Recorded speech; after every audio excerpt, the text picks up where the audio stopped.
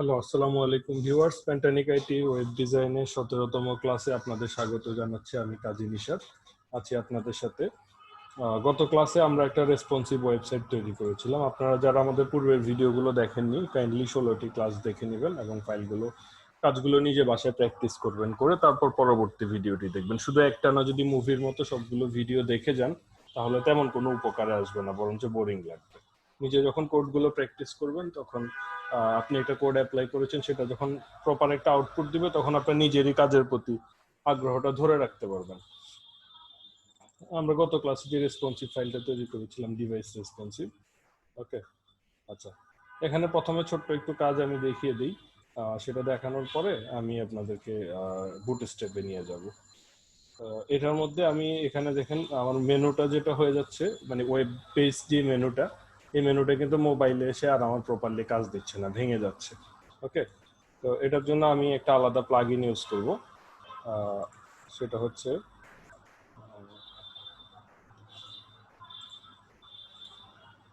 আচ্ছা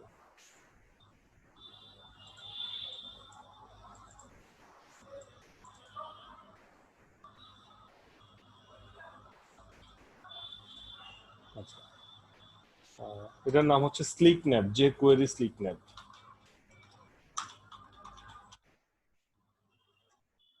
যে গিট হাবে ফাইলটা পাওয়া যাবে স্লিক ন্যাপ। স্লিক ন্যাপটা বোঝার আগে আমরা আরেকটা জিনিস বুঝি, যে এটা যেহেতু আপনার যে কোয়েরি দিয়ে তৈরি করা, তো যে কোয়েরি জিনিসটা কি? যে কোয়েরিটা হচ্ছে ফ্রেমওয়ার্ক। যে কোয়েরি হচ্ছে একটা জেএস ফ্রেমওয়ার্ক। ওকে, আর বুটস্ট্র্যাপটা হচ্ছে একটা সিএসএস ফ্রেমওয়ার্ক। তাহলে কি এইচটিএমএল এর কোনো ফ্রেমওয়ার্ক নেই? হ্যাঁ, এইচটিএমএল এরও ফ্রেমওয়ার্ক আছে, যেমন বয়লার প্লেট।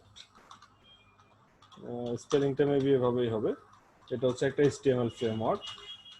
যাই হোক, এখন আসেন আমি যেটা আপনাদেরকে কোশ্চেন করি, যে ফ্রেমওয়ার্ক জিনিসটা কি। ফ্রেমওয়ার্কের সংজ্ঞা বইতে অনেকভাবে দেওয়া আছে। আমি সিম্পলি নিজে যেটা বুঝি সেটা হচ্ছে ফ্রেমওয়ার্ক মানে রেডি কিছু কমন কাজ, যেগুলো সবারই করা লাগে, সেগুলো তৈরি করে রেখে দেওয়া আছে। যেগুলো আপনাকে, ধরেন একই কিছু কাজ, একটা ঘর তৈরি করতে গেলে সবার দরজা লাগবেই, জানালা সবার লাগবেই। এটা কিন্তু আনকমন কিছু না, কমন, সবাই ইউজ করবে।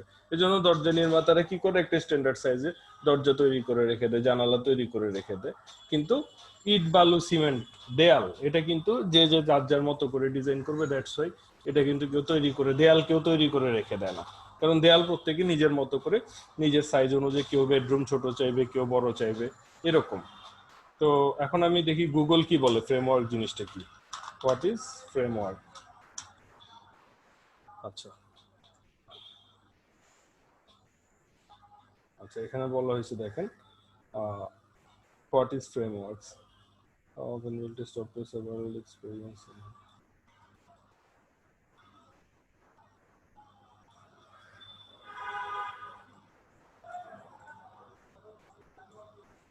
আচ্ছা, এখানে দেখেন, frameworks are software that is developed and used by developers to build application. Application তৈরি করার জন্য ফ্রেমওয়ার্ক হচ্ছে এক ধরনের সফটওয়্যার। ঠিক আছে, এখন ফ্রেমওয়ার্ক কেন আমরা ইউজ করব, তার জন্য অনেকগুলো রিজন আছে। দেখেন, ডিজাইন প্যাটার্নের জন্য, কোড এবং অন্যান্য কিছু সিকিউর হওয়ার জন্য, হ্যাঁ, ডুপ্লিকেট কোড যাতে অ্যাভয়েড হয়। অর্থাৎ রেডি যখন একটা জিনিস তৈরি করা আছে তখন সেটা ডুপ্লিকেট হওয়ার দরকার না, আমি বিভিন্ন জায়গা থেকে কল করে করে ইউজ করতে পারবো। তারপর হচ্ছে জিনিসটা ইজি হয়। সহজ কথা হচ্ছে ফ্রেমওয়ার্ক আমাদের কাজটাকে অনেক সহজ, সাবলীল এবং সুন্দর করে দেয়। ঠিক আছে, রিডিউস সিগনিফিকেন্টলি। আচ্ছা, যাই হোক, তো এখন যে জিনিসটা আমরা এটার জন্য একটা আমরা স্লিক ন্যাপ ইউজ করবো। এখন স্লিক ন্যাপটা তৈরি করা হয়েছে যে কোয়েরি দিয়ে। এখন যে কোয়েরি দিয়ে যখন স্লিক ন্যাপটা আমাদের তৈরি করা হয়েছে, তখন স্লিক ন্যাপটা ইউজ করতে হলে আমাদেরকে যে কোয়েরিও লাগবে।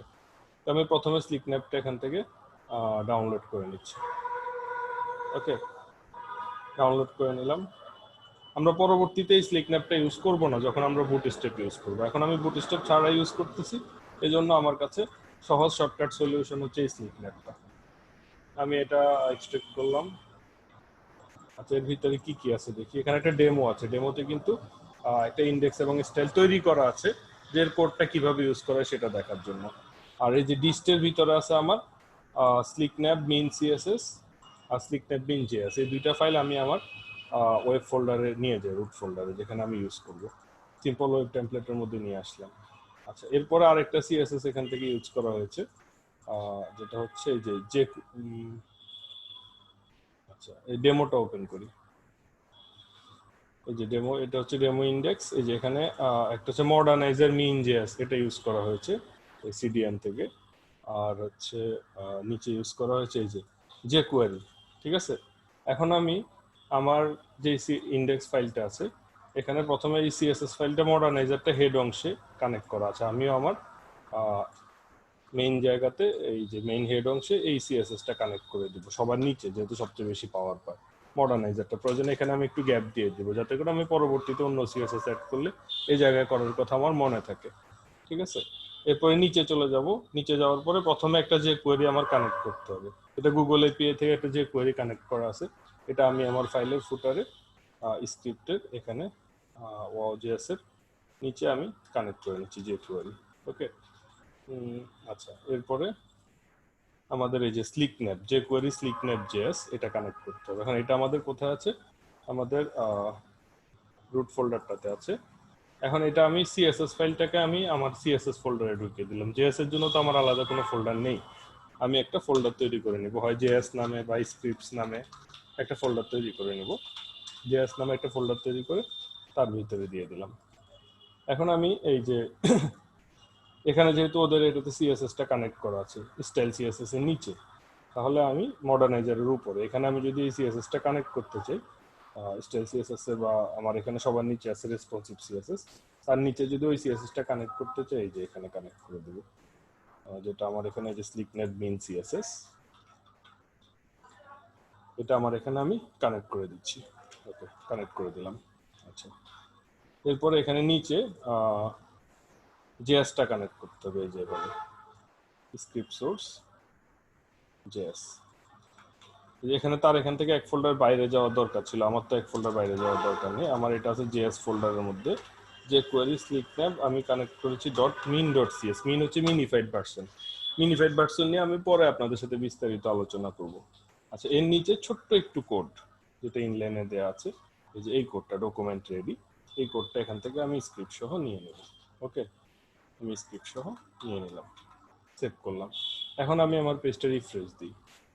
আচ্ছা, এখানে আরেকটা কাজ বাকি আছে, সেটা হচ্ছে এই যে এখানে দেখেন মেনু যেটা আছে, মেনুর ইউএল এর মধ্যে একটা আইডি দেওয়া আছে মেনু, এটা দিয়ে বোঝা যাবে যে আমি এই মেনুটার উপরে স্লিকন্যাপটা কাজ করাবো।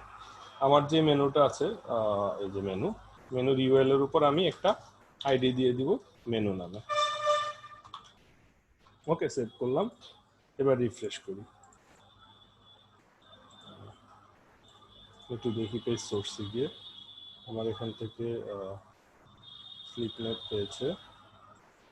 আচ্ছা, তারপরে হচ্ছে মডার্নাইজার পেয়েছে, আর নিচে ফুটারে আমার এখান থেকে যে কোয়েরি পেয়েছে,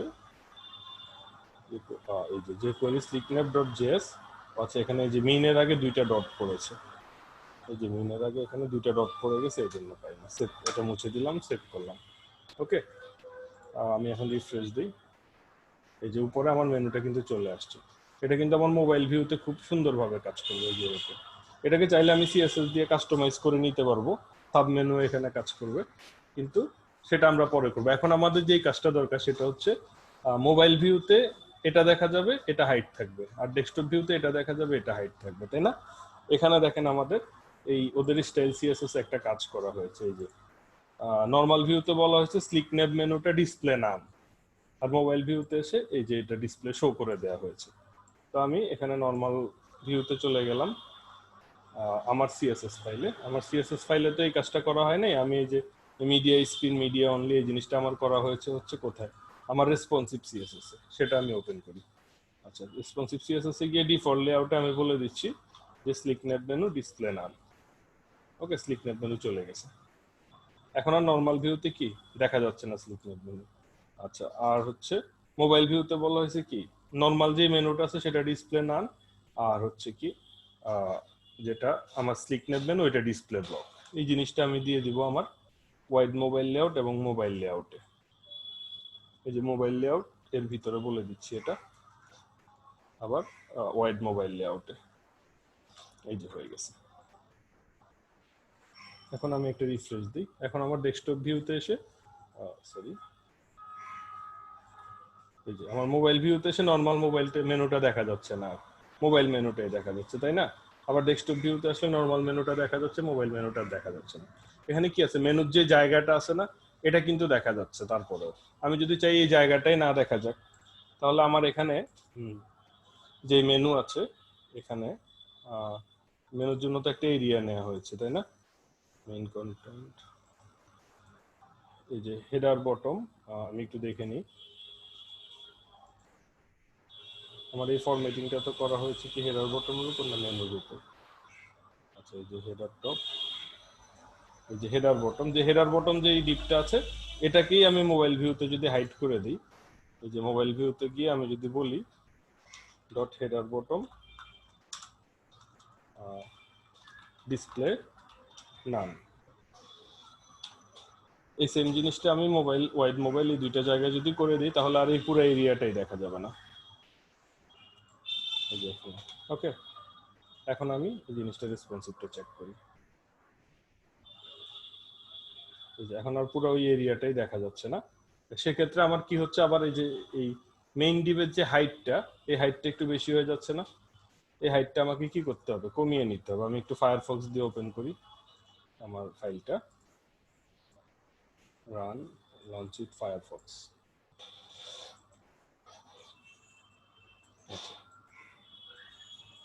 ওকে, ফায়ারফক্স দিয়ে ওপেন করলাম, কন্ট্রোল শিফট এম। ওকে, এখন যে জিনিসটা হচ্ছে আমার এই যে এখানে আমি সুন্দরভাবে জিনিসটা দেখতে পাচ্ছি। ইন্সপেক্ট এলিমেন্টে গেলাম, যাওয়ার পরে এই যে এটা আমার যে হেডার মেইনের হাইটটা আছে কত, 200 পিক্সেল না? আর আমার যেই মেনুর জন্য যে জায়গাটা ছিল, স্লাইডার মেনুর জন্য যে জায়গাটা ছিল তার হাইট ছিল 48 পিক্সেল, পেডিং সহ 50 পিক্সেল। এখন আমার যখন আমার মেনুটা থাকবে না, তখন আমার হেডারের হাইটটা যদি 200 পিক্সেলের জায়গায় 150 পিক্সেল হয়ে যায়, তাহলে আমার জিনিসটা সুন্দরভাবে হয়ে যাবে। হেডার মেইন না, হেডারের হাইটটা 200 পিক্সেলের জায়গায় যদি 150 পিক্সেল হয়ে যায়, তাহলে আমার জিনিসটা সুন্দরভাবে হেঁটে যাবে। ওকে, তাহলে আমি শুধুমাত্র এই দুই কেসে মোবাইল লেআউট এবং ওয়াইড মোবাইল লেআউটে হেডারের হাইটটা কমিয়ে দেব। এখানে কি আমার হেডার ইউজ করা হয়েছে? না, ইউজ করা হয়নি, শুধু হেডারের হাইটটা আমার কমে যাবে। ডট হেডার আর হাইট হচ্ছে 150। এগুলো পরবর্তীতে আমরা আরো ডিটেইলিং করব, আরো সুন্দর, আরো নিখুঁত করব। আপাতত সবচেয়ে সিম্পলি যেভাবে করা যায় আমি সেভাবে করে দেখাচ্ছি আপনাদেরকে। ওকে, সেভ করলাম। এখন আমি একটা রিফ্রেশ দিই, এবার মোবাইল মেনুতে চলে যাই, আমার ওই জায়গাটা আবার দখল করে নিই, মেনু নিয়ে কোনো কিছুই নেই। আমি যদি চাই, এই যে আমার হেডারের যে ব্যাকগ্রাউন্ড কালারটা আছে, এই ব্যাকগ্রাউন্ড কালারটা যেটা আছে হেডারের, এটা তো হচ্ছে একটু অ্যাশ কালার। আমি যদি চাই যে মোবাইল এবং ওয়াইড মোবাইলে এসে এটা সাদা হয়ে যাবে, সেটাও possible. Background colour hash triple F, এই যে এটা করে দিচ্ছি ব্যাকগ্রাউন্ড কালার। সেম এটা মোবাইল লেআউট এবং ওয়াইড মোবাইল লেআউট এই দুই জায়গায় দেখিয়ে দিচ্ছি। সেভ করলাম। এখন আমি একটু রিফ্রেশ দিই, এবার আমি মোবাইল ভিউতে যখন চলে যাব, এখান থেকে রিফ্রেশ দিই, এই যে এখন আর মোবাইল ভিউতে এসে আমার ব্যাকগ্রাউন্ড, ডেস্কটপ ভিউতে ঠিকই আমার এই জায়গায় ব্যাকগ্রাউন্ডটা দেখাবে, কিন্তু মোবাইল ভিউতে এসে আর ওই ব্যাকগ্রাউন্ডটা আমার কাছে শো করবে না। ঠিক আছে, মোবাইল ভিউটা মোবাইলের মতো একদম সুন্দরভাবে চলে আসবে। তো আশা করি এইটুকু আপনাদের কাছে ক্লিয়ার। এটা আপনাদের জানার জন্য আমি মোবাইল মেনুটা রেসপন্সিভ করে দেখালাম। এখন আমরা সরাসরি চলে যাব বুটস্ট্র্যাপে। আচ্ছা, এখন যে জিনিসটা, বুটস্ট্র্যাপটা নেওয়ার জন্য আমরা প্রথমে একটা নতুন ওয়েবসাইট নিই, সিম্পল বুটস্ট্র্যাপ ওয়েবসাইট। ওকে, আচ্ছা, এখন আমরা আগের ওয়েবসাইটটা যেখান থেকে তৈরি করেছিলাম সেখানে চলে যাই। সেখান থেকে অন্য একটা ওয়েবসাইট আমি আচ্ছা, অন্য ওয়েবসাইট আমরা পরে করব। আপাতত আমরা যে জিনিসটা, যে HTML5 ওয়েব টেমপ্লেট, এখানে আপাতত আমি বুটস্ট্র্যাপের ওয়েবসাইটটাতে চলে যাই, এটার নাম হচ্ছে getbootstrap.com। আমরা আগেই বলে রাখি, এই রেসপন্সিভ জিনিসটা প্রথম যারা চালু করেছিল এটা হচ্ছে টুইটার কোম্পানি। টুইটার কোম্পানি প্রথম তাদের ওয়েবসাইটটাকে রেসপন্সিভ করে। তো পরবর্তীতে তাদের দেখা দেখি ফেসবুক সহ অন্যান্য বাকি যারা আছে তারাও তাদের ওয়েবসাইট রেসপন্সিভ করে। তো টুইটার কোম্পানিরই তৈরি করা বুটস্ট্র্যাপ, এই ফ্রেমওয়ার্কটা তৈরি করেছে টুইটার কোম্পানি যাতে করে অন্যরাও রেসপন্সিভ ফিচারটা ইউজ করতে পারে। তো এই জন্য পূর্বে এটার নাম ছিল টুইটার বুটস্ট্র্যাপ। আমি এখনো গুগল বা ইউটিউবে সার্চ দিলে পূর্বে যেসব টিউটোরিয়াল গুলো তৈরি করা ছিল ওগুলো দেখতে পারবো। এই যে টুইটার বুটস্ট্র্যাপ টিউটোরিয়াল, এটার নাম ছিল টুইটার বুটস্ট্র্যাপ, এই যে 6 বছর আগের টিউটোরিয়াল। তো কিন্তু পরবর্তীতে যখন বুটস্ট্র্যাপটা এতই পপুলার ফেমাস হয়ে গেছে যে টুইটারের নাম দিয়ে তাকে আসলে আর নামকরণ করার দরকার নেই, সে নিজেই একটা স্বতন্ত্র পরিচয় বহন করছে, তখন সেখান থেকে টুইটার জিনিসটা সরিয়ে দেওয়া হচ্ছে, তখন সে নিজেই একটা স্বতন্ত্র বুটস্ট্র্যাপ হিসেবে দাঁড়িয়ে গেছে। ওকে, তো বুটস্ট্র্যাপটা ইউজ করার জন্য আমাকে প্রথম যেটা করতে হবে বুটস্ট্র্যাপটা ডাউনলোড করে নিতে হবে। এখন বর্তমানে যে ভার্সনটা আছে 4.5.1 এই ভার্সনটা আমি ডাউনলোড করে নিলাম। আচ্ছা, ওকে, ডাউনলোড করে নিয়ে আমি আমার ক্লাসের ফোল্ডারে রাখলাম। আচ্ছা, এখন আসি বুটস্ট্র্যাপটা কিভাবে কাজ করে এটা আমি আপনাদেরকে দেখাবো।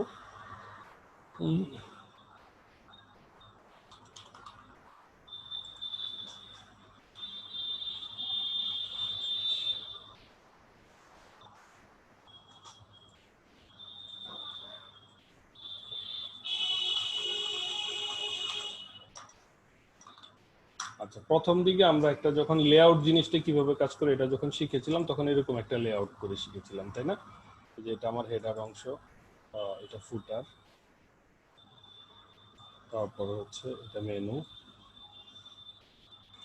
মেনু আবার হবে ভাগ ভাগ। আচ্ছা, তারপরে হচ্ছে আমার এখানে একটা সাইড বার, এখানে একটা সাইড বার, আর এটা হচ্ছে কন্টেন্ট। ওকে, এরকমই তো আমার মূলত বেসিক্যালি হচ্ছে একটা লেআউট। এখন যে জিনিসটা করতে হবে আমাকে, বুটস্ট্র্যাপে যে জিনিসটা নিয়ে আমাদের বেসিক্যালি কাজ করা হয় সেটা হচ্ছে বুটস্ট্র্যাপ। আমরা এখানে আরেকটা জিনিস শিখেছিলাম, সেটা হচ্ছে আমাদের যে কোয়েরি স্লিপ ন্যাব বা স্লিপ মেনু বা মোবাইল মেনু। ওকে ওকে, এটা আমরা নোট রেখে দিলাম, আমরা পরবর্তীতে দেখলে আমাদের মনে পড়বে। এখন যে জিনিসটা আমাদের ইয়ে করা হচ্ছে সেটা হচ্ছে গ্রিড সিস্টেম। এটা হচ্ছে আমাদের বুটস্ট্র্যাপ গ্রিড সিস্টেম। আচ্ছা, এখন বুটস্ট্র্যাপ গ্রিড সিস্টেম কিভাবে কাজ করে? বুটস্ট্র্যাপ গ্রিড সিস্টেম কাজ করে এভাবে যে কলাম এবং রো, আমাদের টেবিল যেভাবে আছে না, ইনসার্ট, আমি এখান থেকে একটা টেবিল নিই, কারণ আমি এই যে এরকম একটা টেবিল নিলাম, এভাবে আমাদের বেসিক্যালি বুটস্ট্র্যাপটা কাজ করে। এগুলো প্রত্যেকটা একটা কলাম, এই যে রো, ঠিক আছে? এখন আমার এই জায়গায় ধরলাম আমি এখান থেকে লাল কালি নিই, আমার এটা হচ্ছে একটা রো, এটার নাম আমি দিলাম ধরেন রো 1, এটা হচ্ছে আমার একটা রো। তারপরে এই যে এটা একটা রো,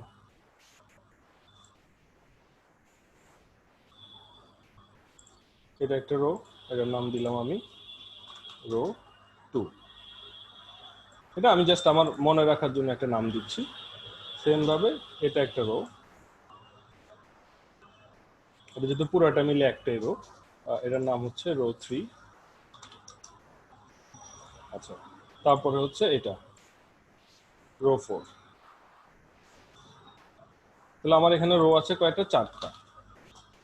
আচ্ছা, এরপর আসেন কলাম। রো 1 এর ভিতরে কয়টা কলাম আছে? এটা পুরোটা মিলে একটা না?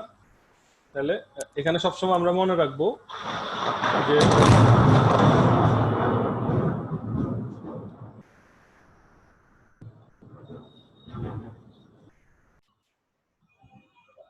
আমরা এখন যেটা দেখবো সেটা হচ্ছে এখানে কলাম আমরা সবসময় মনে রাখবো ডিফল্ট ভাবে আমাদের বুটস্ট্র্যাপ কাজ করে 12টা কলাম নিয়ে। ডিফল্ট ভাবে বুটস্ট্র্যাপ কয়টা কলাম নিয়ে কাজ করে? 12টা কলাম নিয়ে। তো এই 12টা কলাম যখন হবে, এটা যেহেতু একটা ফুল আমার টপ টু বটম কাজ করেছে, তাহলে এটা হচ্ছে কলাম 12। ওকে, তারপরে মেনুটাও ধরে নিলাম পুরাটা একটা কাজ করেছে, তাহলে এও কলাম 12। আচ্ছা, এখন এই যে এই লোক এখানে যখন আমি মোটামুটি আনুমানিক আমি ধরে নিচ্ছি 3/1 পর্যন্ত সে ইউজ করছে, তাহলে সে হবে কলাম 4। আর এখানে যেহেতু 3 ভাগের বাকি 2 ভাগ, তাহলে সে আমি ধরে নিলাম কলাম 8 ইউজ করে 4টা কলাম পর্যন্ত ইউজ করেছে। আর এটা যেহেতু আবার পুরাটা, এটা হচ্ছে কলাম 12।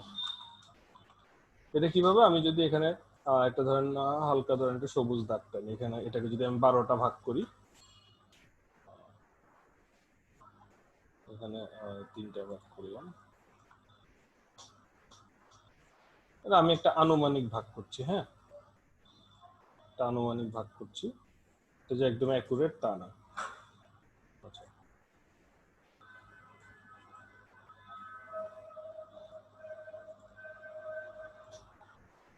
ওকে, আমি একটা আনুমানিক একটা ভাগ করে নিলাম।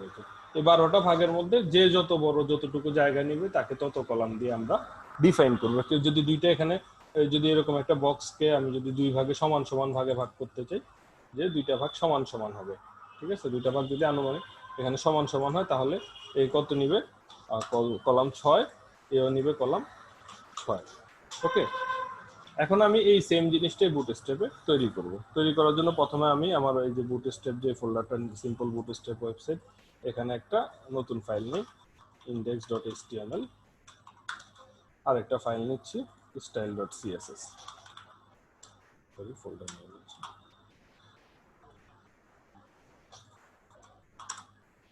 আচ্ছা,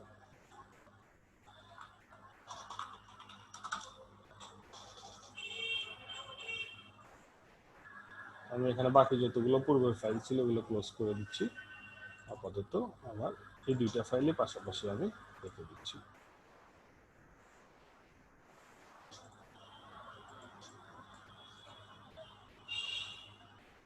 আচ্ছা, ওকে, এটা আমার একটা সাদা পেজ।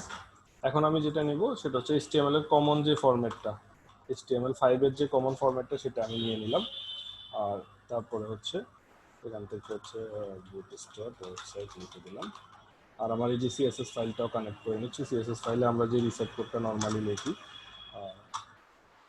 Margin 0, padding 0। ওকে, এরপর আমি সিএসএস ফাইলটা কানেক্ট করি। সিএসএস ফাইল,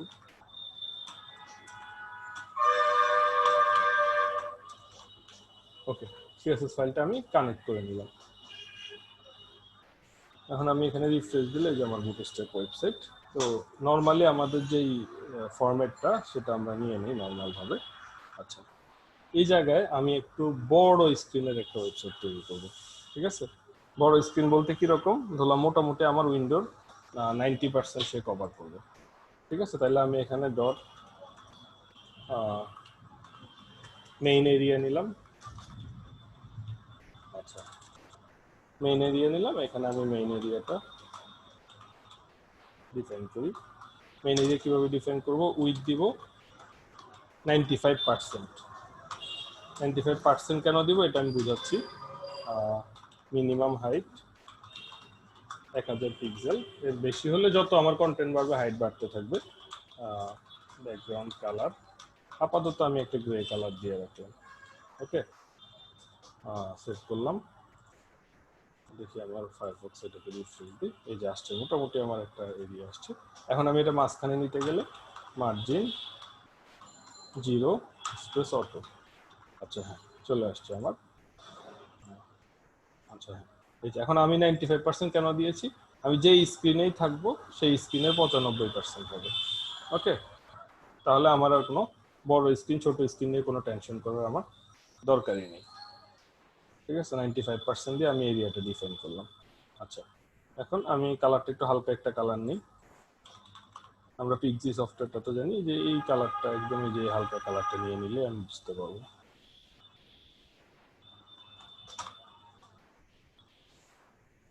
আচ্ছা, এই যে ব্যাকগ্রাউন্ড কালারটা, এখান থেকে আমি এই কালার কোডটা বসিয়ে দিচ্ছি। কালার কোড কিভাবে বসাতে এটা আমি দেখিয়েছি, না জেনে থাকলে পূর্বের ভিডিওগুলো দেখবেন। আচ্ছা, এখন আমি এই যে এখানে হেডারের জন্য জায়গাটা তৈরি করব। হেডারের জন্য যে জায়গাটা আমি তৈরি করব সেটার জন্য আমি প্রথমে নিব হচ্ছে, এর আগে আমার সিএসএস ফাইল বুটস্ট্র্যাপ ফাইলটাকে কানেক্ট করতে হবে। বুটস্ট্র্যাপ ফাইলটা কিভাবে কানেক্ট করব, এই বুটস্ট্র্যাপটাকে আমি প্রথমে এক্সট্রাক্ট করি। ওকে, এক্সট্রাক্ট করে নিলাম। এক্সট্রাক্ট করার পরে এর ভিতরে যে সিএসএস বুটস্ট্র্যাপ min.css এই ফাইলটা আমি নিয়ে নিব আমার ওয়েবসাইটের ফোল্ডারে। আচ্ছা, তারপরে বুটস্ট্র্যাপ min.js আরেকটা জাভাস্ক্রিপ্ট ফাইল আছে, এই যে js, এই ফাইলটাকেও নিয়ে নিব বুটস্ট্র্যাপ min.js, এটাকে নিয়ে নিব আমার ডিরেক্টরিতে, রুট ডিরেক্টরিতে। ওকে, এখন আমি সিএসএস ফাইলটা আলাদা একটা ফোল্ডার করি, সিএসএস, তার ভিতরে সিএসএস ফাইলটা নিয়ে নিলাম, আলাদা একটা ফোল্ডার করলাম জেএস, তার ভিতরে জাভাস্ক্রিপ্ট ফাইলটা নিলাম, যেভাবে গোছানো হয় সেভাবেই করলাম। ওকে, এখন আমি প্রথমে আমার উপরে সিএসএস ফাইলটা কানেক্ট করে দিই, সেম ভাবেই শুধু css স্ল্যাশ bootstrap min.css, আর নিচে আমরা ঠিক ডিপ শেষ হওয়ার আগে এখানে দিব script type JavaScript source js ফোল্ডারের ভিতরে আছে bootstrap min.js, এটা আমি লেটেস্ট ভার্সনের বুটস্ট্র্যাপটা কানেক্ট করব। এখন ফাইলগুলো সব ঠিকভাবে পাচ্ছি কিনা এটা আমি আমার এখান থেকে ভিউ পেজ সোর্সে যাব, যাওয়ার পরে যে সিএসএস এ ক্লিক করে দেখবো হ্যাঁ পাচ্ছে, আর জেএস এ ক্লিক করে দেখবো হ্যাঁ পাচ্ছে। ওকে, এখন যেটা হয়েছে আমার ফাইল কানেক্ট করা শেষ। এখন আমি বুটস্ট্র্যাপের নরমালি যেভাবে বুটস্ট্র্যাপের কোড লেখার কথা সেভাবেই আমি লিখব। ওকে, তো প্রথমে আমি লিখব, প্রথমে একটা ডিপ দিব, তার নাম হবে কন্টেইনার। আচ্ছা, এই যে কন্টেইনার নামে আমি একটা ডিপ নিলাম এই স্টাইলে করার জন্য। কন্টেইনারের ভিতরে আমি প্রথমে নিব একটা রো, সবসময় বুটস্ট্র্যাপের কোড এভাবেই লিখতে হবে, রো। তারপরে আমার এখানে কি আছে, কলাম আছে 12টা কলাম, তাহলে আমি লিখব কল এমডি 12, এমডি মানে হচ্ছে মিডিয়াম, পরবর্তীতে আমরা বড়র জন্য এলজি, ছোটর জন্য হচ্ছে স্মল এসএম, আরো ছোটর জন্য এক্সট্রা স্মল বা এক্সএস ইউজ করব। তো প্রাথমিকভাবে আমি এমডি দিয়ে মিডিয়াম ফাইলগুলো তৈরি করছি। আচ্ছা, ওকে, এখন আমি এর ভিতরে নিব হেডার। হেডার, এবার আমি হেডারকে একটা উইথ দিই, ডট হেডার। এটার উইথ আমি এবার 100% দেবো, কারণ সে যার ভিতর আছে তার 100%, উইথ 100%। তারপরে ব্যাকগ্রাউন্ড কালার পিঙ্ক দিলাম 100 পিক্সেল। ওকে, সেভ করলাম, রিফ্রেশ দিলাম। এই যে আমার হেডারটা আছে কার ভিতরে, কন্টেইনারের ভিতরে। কন্টেইনার যতটুকু ততটুকুই সে পাচ্ছে। এখন আমি কন্টেইনারটাকে যদি বাড়াতে চাই তাহলে আমি আমার সিএসএস এর ভিতর, আচ্ছা এখানে উপরে আছে কি বুটস্ট্র্যাপ সিএসএস, আমার স্টাইল সিএসএস তো আমার স্টাইল সিএসএস নিচে চলে আসবে, যেহেতু উপরে নিচে বুটস্ট্র্যাপ সিএসএস আছে সে পাওয়ার বেশি পাবে। আমি যদি বুটস্ট্র্যাপের উপরে আমার স্টাইল সিএসএস এ কমান্ড দিয়ে তাকে ওভাররাইট ওভারফ্লো করতে চাই তাহলে আমি আমার স্টাইল সিএসএসটাকে নিচে নিয়ে চলে আসলাম। এখন আমি যদি বলে দিই কন্টেইনারকে, কন্টেইনারের উইথ হবে 100%, 100%। ওকে, দেন আমি এখন একটা রিফ্রেশ দিই, সরি,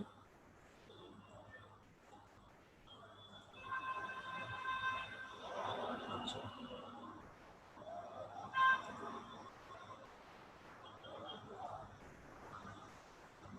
আচ্ছা, এটা আমার রো এর উইথ হবে।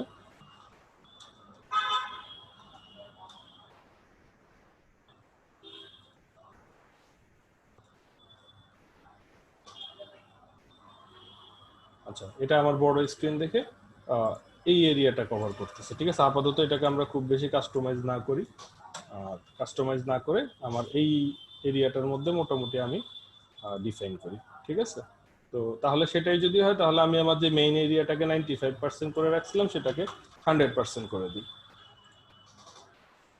তাহলে আমার আর ওকে কন্টেইনার হিসেবে ইউজ করার দরকার নেই। আচ্ছা, এখন আমার এই যে হেডারটা তৈরি হয়ে গেছে অটোমেটিক ভাবে। এবার আমি একটা মেনু হেডারকে আর একটু বড় করে দিই, হাইটটা 50 পিক্সেল, 100 জায়গায় 150 পিক্সেল করে দিচ্ছি, রিফ্রেশ করলাম, এই যে হয়ে গেছে। এখন আমি যেটা করব, এই যে এই রোটা তো শেষ, রো কোনটা আমরা তো বুঝতে পারছি, এই যে এই রোটার তো রো 1 এর কাজ কিন্তু আমাদের শেষ, এবার রো 2। ঠিক আছে, তো সেম ভাবে আমরা এই রোটা যেখানে শেষ হয়েছে তার ঠিক পরেই এসে আরেকটা রো শুরু করব, এই একই কন্টেইনারের ভিতরেই কিন্তু। হ্যাঁ, রো আর একটা শুরু করব, এই রো এর ভিতরে আবার আমরা কি দেব, কলাম দিব কল এমডি 12 যেহেতু এটা ফুল উইথ। একে আবার সেম ভাবে এটাকে দিব মেনু, মেনু নামে আরেকটা ডিপ নেব। ওকে, এখন ডট মেনু। আচ্ছা, এবার একেও আমি সেম ভাবে উইথ 100% ব্যাকগ্রাউন্ড কালার পিঙ্কের জায়গায় এখানে স্কাই ব্লু দিই আর হাইটটা দিই 50 পিক্সেল, সেট করলাম। এবার এখানে এসে রিফ্রেশ দিই। এই যে আমার একটা কিন্তু মেনু তৈরি হয়ে গেছে। এবার আমার খুব গুরুত্বপূর্ণ পার্টটা, যে তৃতীয় রোতে আমার একটা কলাম হবে 4, একটা কলাম হবে 8। ওকে, তাহলে আমি এখানে এই রোটা যেখানে শেষ হয়েছে তার ঠিক নিচেই আরেকটা রো নিচ্ছি। এই রো এর ভিতরে সেম ভাবে কল এমডি। এবার আমার একটা কলাম হবে 4, সেম ভাবে আরেকটা কলাম হবে 8। ঠিক আছে, এখন 4 কলামটাকে আমি বলে দিই যে তার ভিতরে একটা ডিপ হবে সাইড বার। সাইড বারের ভিতরে কি হবে, সাইড বারের উইথ হবে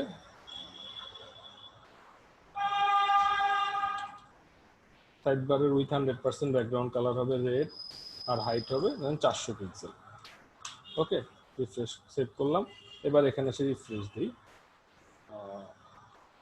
তবে আমি এখানে ইয়ে ডাবল হয়ে গেছে। আচ্ছা, সেভ বল দিলাম। এবার এখানে এসে রিফ্রেশ দিই। যে আমার এখানে কিন্তু একটা সাইড বার হয়ে গেছে অলরেডি। এটাকে আমি 400 জায়গায় 800 পিক্সেল করে দিই, তাহলে জিনিসটা আরো সুন্দর হবে। এই যে ঠিক আছে, সাইড বার হয়ে গেছে। এবার সেম ভাবে সাইড বারের মতো যেখানে আমার 8 কলাম আছে তার ভিতরে গিয়ে আমি আরেকটা ডিপ নিব মেইন কন্টেন্ট। Main content. এখন আমি সাইড বারের একদম সেম ফরম্যাটিংটা দিলাম মেইন কন্টেন্টকে। সাইজ বা উইথ কোনো কিছু কিন্তু আমি ডিফাইন করি না, শুধু কালারটা রেডের জায়গায় গ্রিন করে দিছি। এবার রিফ্রেশ দিই। এই যে দুইটা কিন্তু পাশাপাশি এসে গেছে, কোনো আমার ফ্লোট লেফট দিতে হয় নাই, উইথ কত পিক্সেল এগুলো কিছু ডিফাইন করতে হয় নাই। ঠিক আছে, কিন্তু শুধুমাত্র আমি কি বলে দিছি 4 কলাম আর 8 কলাম সেই তার মতো ধরে নিছে। এবার এই রোটা যেখানে শেষ হয়েছে তার ঠিক নিচে আরেকটা রো নিব। রো নেওয়ার পরে এই রোতেও সেম ভাবে 12 কলাম হবে। কিসের জন্য? ফুটারের জন্য। Call MD 12। এর ভিতরে কি নেব আমি? ফুটার। ওকে, এখন আমি এই ফুটারটাকেও সেম ভাবে ডিফাইন করব। ফুটার, তার ভিতরে ব্যাকগ্রাউন্ড কালার হবে গ্রে। এবার আমি রিফ্রেশ করি, সেভ বল দিলাম, রিফ্রেশ করি।